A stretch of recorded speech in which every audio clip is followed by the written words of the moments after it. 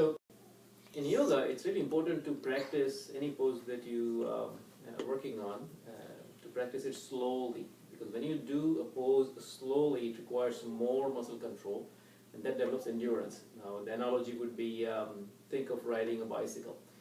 It's actually easier to ride the bicycle faster because you don't need to balance. It's a lot harder to ride the bicycle slow, right? So I'm going to show pose or two from each category, and I'll try to emphasize how we can practice it slowly and how actually practicing slowly requires more effort, more energy. Right? So let's start with a forward bend. We'll do a triangle Mukha Ikapad Paschimottanasana. I will only show one side. So if I align the pose properly, that means if I keep my arms behind ears, chest ahead of stomach, and then if I do the forward bend, right, maintaining spine as straight as possible, arms behind ears. So doing it slowly engages a lot more muscles. Right?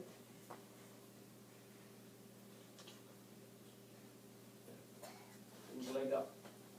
Right. Any pose that you do in slow motion will require a lot more effort.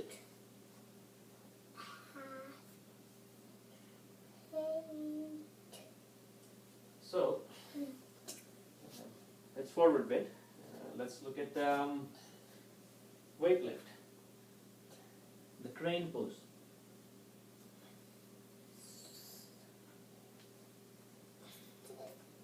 Bakasana. Right? Now if you want to try and maybe practice some transitions.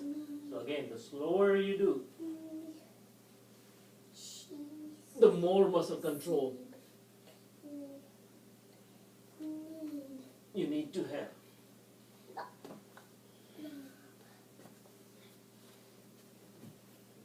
The firefly. And back to the crane.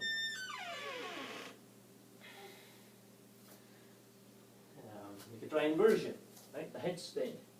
Again, the half headstand, where you make a 90-degree angle in the hip joints, is actually much harder than the full headstand. And so participants in the class often joke that half poses make you want to do the full. Right? So again, if you try and keep your legs straight, it's going to be much harder. You may flex your knees in the beginning, but the idea is to lift the legs really, really slowly. Then your shoulders, your elbows, your lower back muscles need to do the work. So if you pause here, it's a tremendous workout for your back. Then your headstand. Again, transitioning into dancing peacock.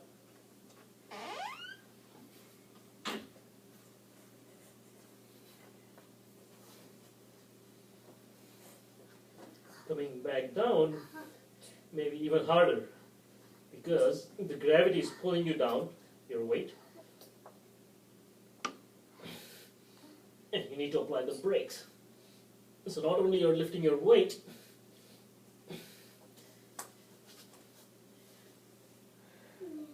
you're also sort of fighting the gravity in the sense that you're not giving in to the gravity. Let's look at the back bend. It's really important to make sure that you lift the right parts first. You engage the right muscles first. In other words, if you're doing a back bend, let's say bridge without pillars, and if you lift the back, lower back, hips like this, then there is no way you're going to be able to engage your shoulders, your chest, the upper back, the bulky part from where the back bends should happen. Instead, if you do this, like the Matsyasana, where you pull the stomach in, push the tailbone down, lift chest up, shoulders up, and there. So if you go slow, you can engage the right muscles.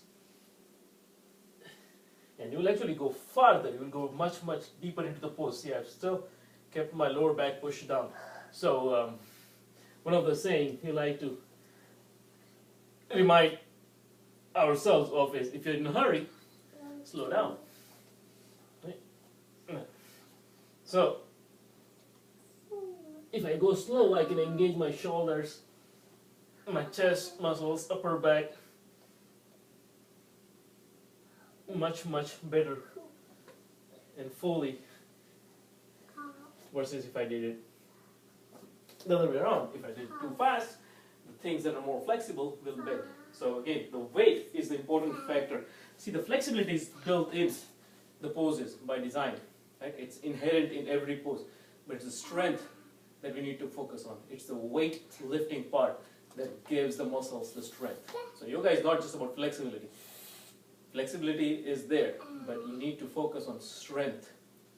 Right? And that's what makes it so much different and so much more beneficial compared to any other exercise. Thank you.